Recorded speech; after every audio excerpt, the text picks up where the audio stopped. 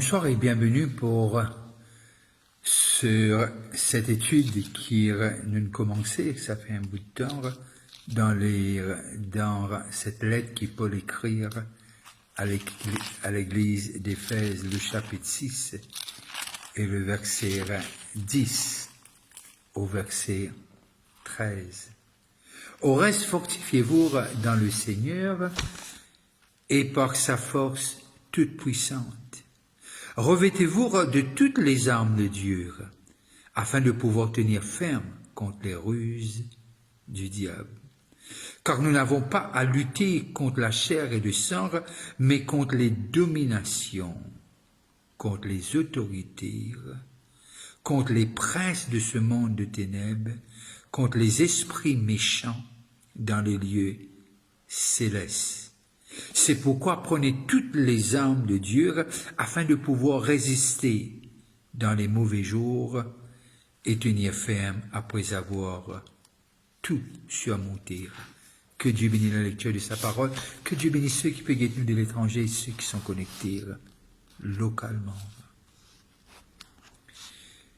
Et nous finissons guetter avant et ce qui est vrai, ce qui n'est pas vrai, et très souvent de fois, nous essayons de dire, ou bien d'y lire ouvertement que la vie chrétienne n'a aucun problème, n'a aucune difficulté.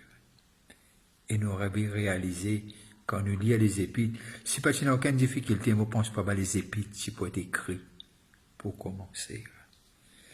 Mais quand nous lisons dans Jean, l'évangile de Jean, le chapitre 16 et le verset 33. Et voilà ce que Jésus dit.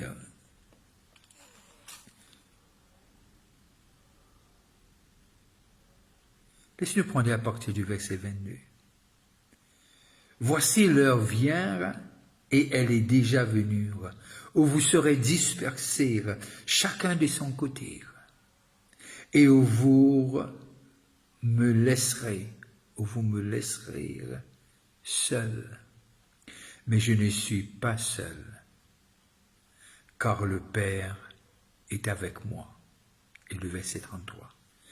Je vous ai dit ces choses, afin que vous ayez la paix en moi. Vous aurez des tribulations dans le monde, mais prenez courage, j'ai vaincu le monde. Vous aurez des tribulations dans le monde, mais prenez courage, j'ai vaincu le monde.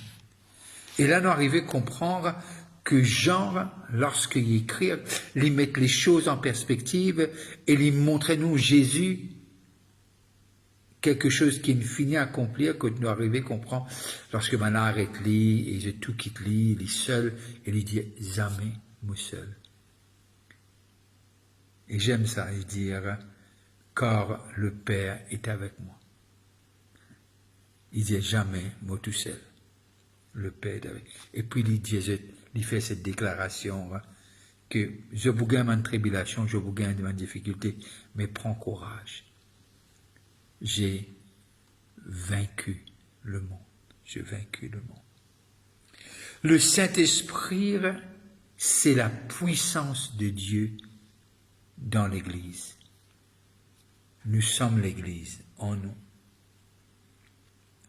Et dans cette même élan qui nous guettait les fausses doctrines qui nous commençaient la semaine dernière, et nous arrivons à comprendre ce que après qu'il nous finisse de lire ce texte de Jean, nous besoin comprendre aussi que le Saint-Esprit, c'est la puissance dans l'Église.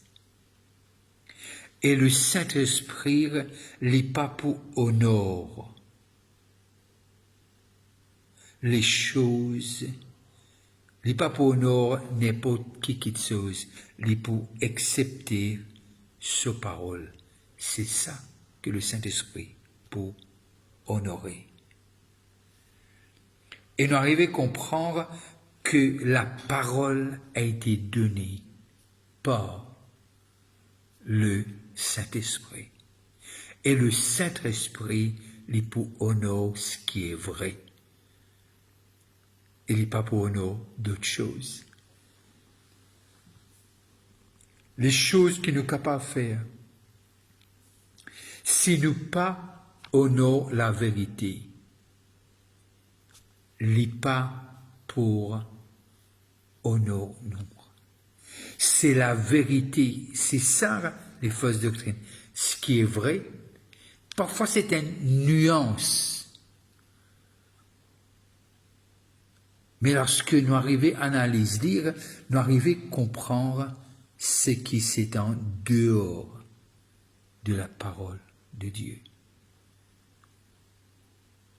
Et trop souvent de fois, nous dire pénal, puissance à l'Église, parce que l'Église est divisée. En partie, peut-être. En partie.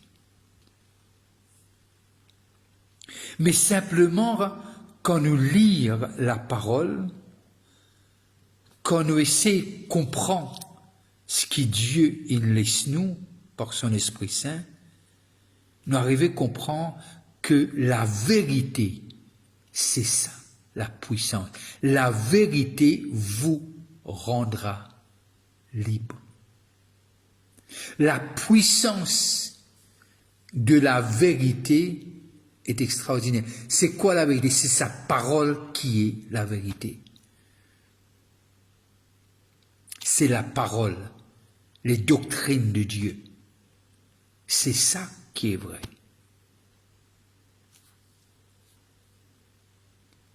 Et quand la vérité y est enseignée, quand la vérité y est prêchée, quand la vérité y est dite, et la vérité l'époux libère et guérir les gens. Parce que la vérité, c'est quoi? La vérité, c'est qui? Pour ne pas dire c'est Dieu.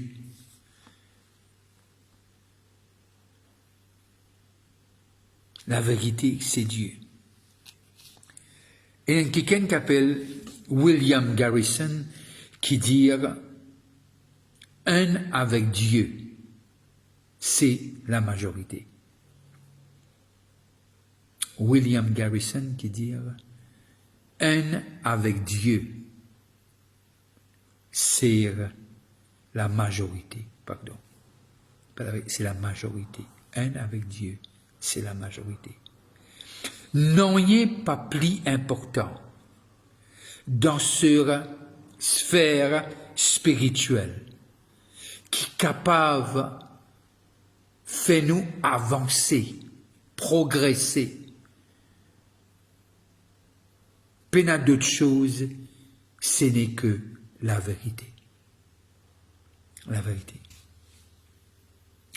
Et là, l'histoire montre-nous de ce que, lorsque nous lisons l'histoire de Jérémie, il a besoin de mettre les debout contre tous les faux prophètes. Il a besoin de mettre les debout et debout seul contre tout. Nous arrivons à comprendre quand Moïse descend de la montagne et les seuls, les besoins debout seul. Et Jésus laisse l'humanité, laisse les humains avec 12 personnes. Qui, pas de si bon intellectuel, ok, nous cause Paul, bien sûr, il y a Luc, mais il cause 12 dimons, et il dit c'était 20 dimons, pas trop académique. Mais, comment les décrire, la Bible décrit, je vais te dire, je finis être avec Jésus, je finis être avec la vérité.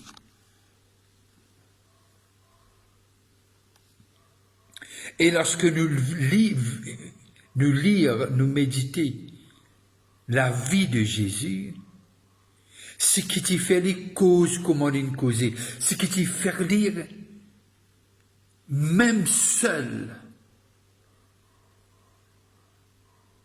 qu'ont tous les pharisiens en grande majorité. Mais Dieu était avec lui. Dieu était avec lui. Et c'est pour cela, les épîtres séparent concernant la grandeur des églises. C'est pas ça qui fait mon épître est écrit. Je t'ai écrit par rapport à condition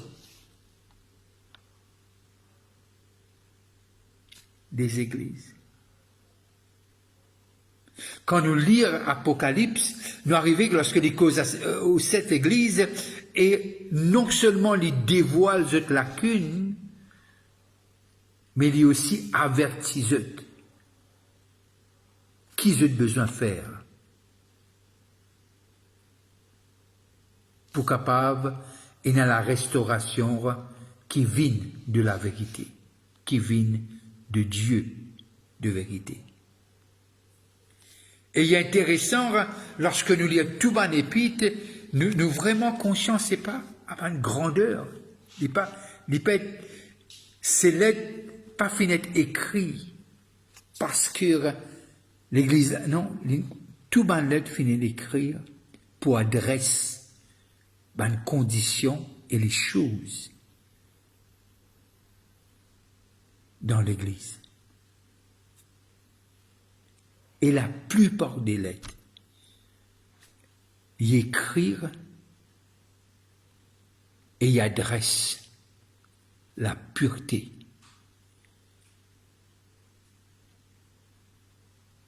dans l'Église. Presque tous les épîtres.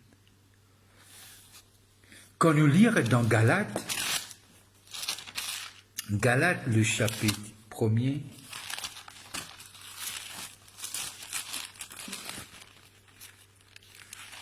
et le verset 8. Galates 1er et le verset 8.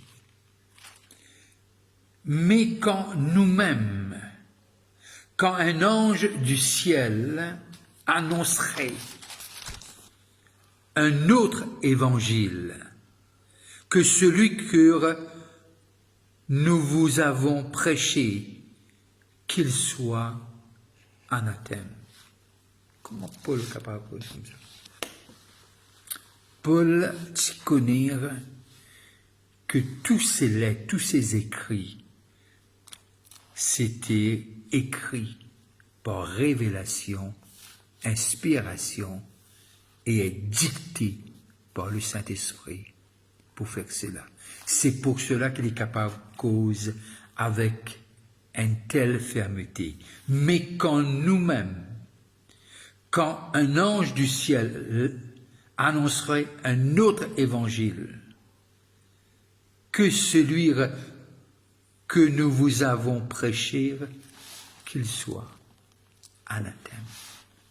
Et là, il y a nous pour trouver quelque chose, que tout ce qu'il a dit est vrai, parce que c'est pas lui.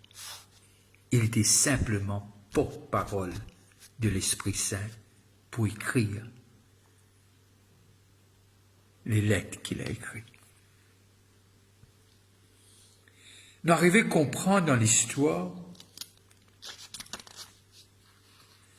de la réforme protestante qui Martin Luther, il reste seul, il se met debout. Pour beaucoup, il était un con, un imbécile, un arrogant. Mais Martin Luther y arrivait, trouve la vérité. mais pour lui, une scène coûte-lui énormément. Cette solitude, mais l'inteniali ferme sur ce qu'il comprend de Dieu, c'est vrai. Sauvé par la foi, par grâce, pas par mérite. Sauvé par la foi et par grâce. Et durant cette période de persécution, bien sûr, et aussi humilié, mais cet homme qui a rencontré la vérité, il peut pas, il est un peu comme Garrison qui nous dit « One with God is majority ». Et cet homme, il reste debout dans ses convictions et les révélations que l'Esprit Saint lui a données. C'est pas une révélation qui ne sape dans les ciels tombés, l'ON fait en or. Non. Dans ses recherches, dans ses prières, dans sa passion pour Dieu, y arriver, rencontrer et trouver ce que qui peut être dit semaine après semaine dans les églises, c'était pas vrai. Notre sauvé par la foi et par grâce. Le salut est gratuit. Et là, qu'il dit, voilà, je me mets debout, mais pas capable de faire non rien d'autre. Alors, aide-moi, Seigneur. Et nous arriver à comprendre que Dieu finit de lui. Dieu, il reste à ce côté.